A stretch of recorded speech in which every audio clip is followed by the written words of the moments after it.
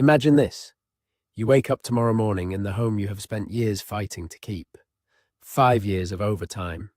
5 years of cancelled holidays. 5 years of saying no to dinners out, new clothes, small luxuries, because every spare pound had one destination: your mortgage. You told yourself it would be worth it. Property always goes up. That's what they said. That's what everyone says. You glance out of your window and something feels off. The streetlights that used to glow through the curtains are dark. The road outside is cracked, potholes spreading like open wounds that no one comes to fix. The local library down the street has plywood over the doors. Then you hear the letterbox snap. A brown envelope hits the floor. You assume it's the usual minor increase, 3%, maybe 4%. You open it casually, and then your stomach drops. 15%, or worse, 21%. A council tax increase, so aggressive it feels like a punishment. You do the maths in your head and you realize you can't absorb it. Not with food prices still high, not with mortgage rates double what they were, not with everything else rising. You call an estate agent in a panic. You say you need to sell, you need out, and then they deliver the final blow. They tell you your home isn't worth what you paid. In fact, buyers are avoiding your area. Prices have dropped in tens of thousands. You're in negative equity. You can't sell without bringing cash you don't have. You are trapped. Welcome to what many are calling the Great British Property Crash of 2026. For the last 2 years, the comforting narrative has been relentless. Politicians repeating that the UK housing market is resilient. Commentators saying property always recovers. Analysts promising that as soon as the Bank of England trims interest rates by a fraction, everything will roar back to life. But the reality on the ground tells a very different story. This is not a single nationwide collapse like 2008. This is something more insidious, a hyper-localized crash, a patchwork of financial sinkholes opening up in the specific cities and towns, dragging homeowners down with them while other areas cling on. And at the heart of this crisis is a dry, bureaucratic phrase that most people ignored until it was too late. Section 114. Under UK law, local councils are not allowed to run unbalanced budgets. If they exhaust their reserves and cannot cover their spending, their chief finance officer must issue what's known as a Section 114 notice. In plain language, it's a declaration of effective bankruptcy. When that happens, the consequences are brutal. Non-essential spending is frozen. Services collapse. Infrastructure rots. And then, to plug the black hole, councils can apply for permission to blast through the normal 4.99% cap on council tax increases. 10%, 15%, even 21%. All dumped onto the shoulders of residents who are already struggling. When buyers see that, they don't rush in. They run. Demand evaporates. And without demand, prices fall. It's that simple. Let's start with a commuter town that was once considered bulletproof. Woking was marketed for decades as a safe haven. Just a short train ride into London, leafy streets, good schools, strong demand. But behind the scenes, the local council was placing reckless bets.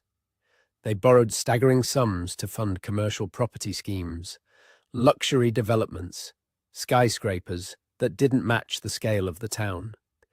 When those investments soured, the debt ballooned to levels that stunned even seasoned analysts. For a town of around 100,000 people, liabilities approaching £2 billion became an existential threat. The result was predictable and devastating. Spending freezes, service cuts, sharp council tax increases reportedly around 10%. Parking fees surged. Community programs vanished. Residents suddenly found themselves paying more for less. And buyers noticed. Estate agents quietly admit that properties are lingering. Sellers who expected bidding wars are now negotiating price cuts of £20,000 or £30,000. The perception shift alone is lethal. Once a town is labelled financially unstable, it takes years to rebuild confidence. Then there is Nottingham, a historic Midland city known for its universities and rental yields. It once attracted landlords hunting student income, but financial mismanagement, including the collapse of council-linked ventures, pushed the authority into issuing a Section 114 notice. The cost-cutting that followed was stark. Proposals to close libraries, reduce social care, dim street lighting. Residents felt the decline in real time. At the same time, landlords were squeezed by higher mortgage costs and tighter regulations. Many chose to exit. That flooded the market with former rental properties. But buyers, wary of the city's financial instability, hesitated. Supply rose.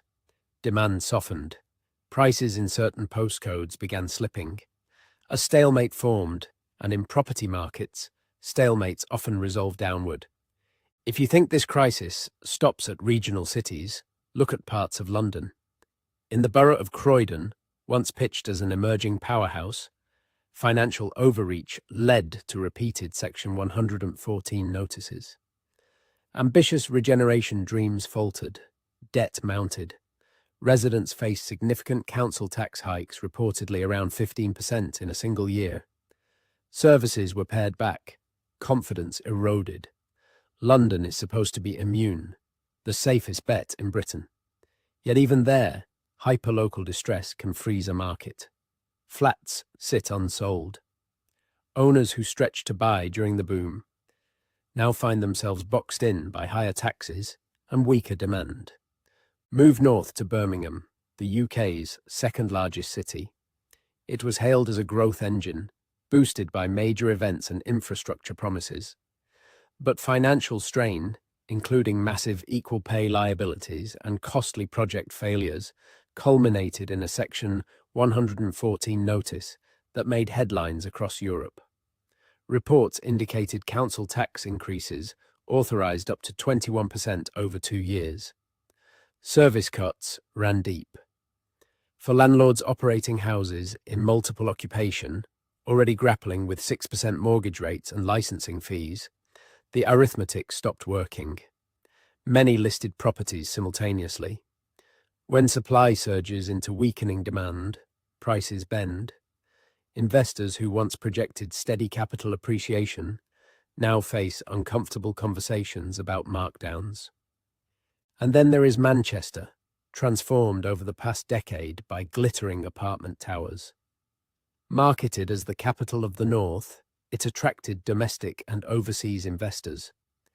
But alongside council pressures, another crisis brewed. Cladding and leasehold complications following post-Grenfell fire safety reforms. Mortgage lenders increasingly require EWS, one certification for affected buildings. Without it, flats can become effectively unmortgageable. A property that cannot be financed struggles to find buyers.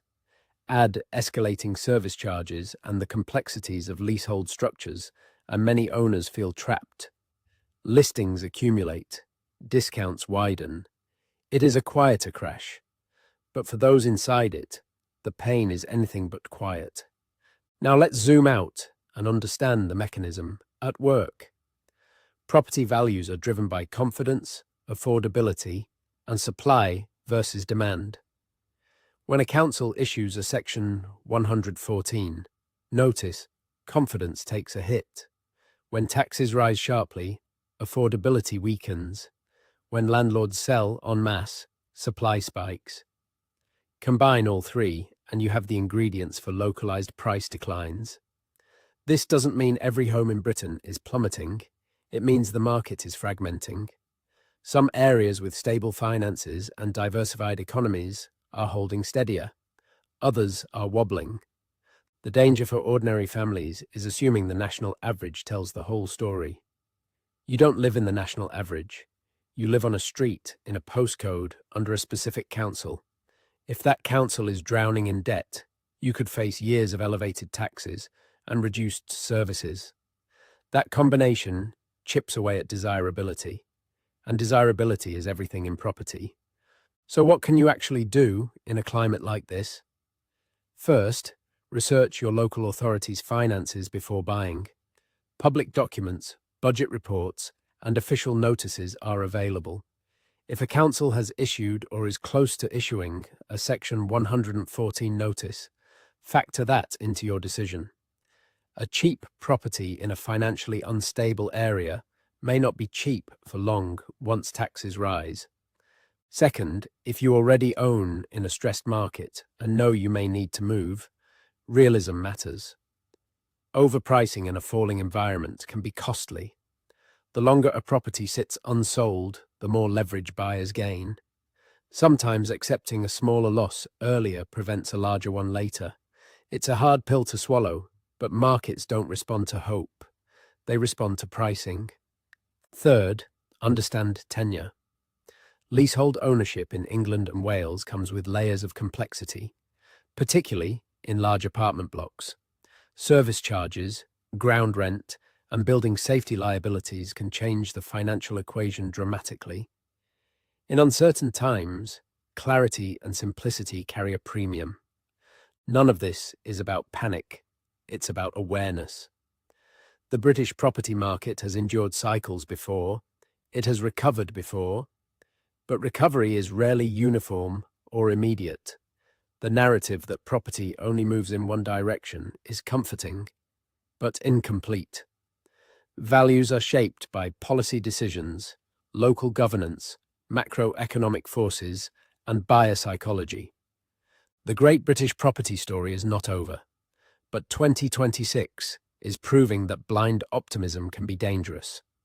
Audit the numbers, question the narratives, protect your equity. Because in a hyper-localized crash, the difference between security and stress can be just a few miles down the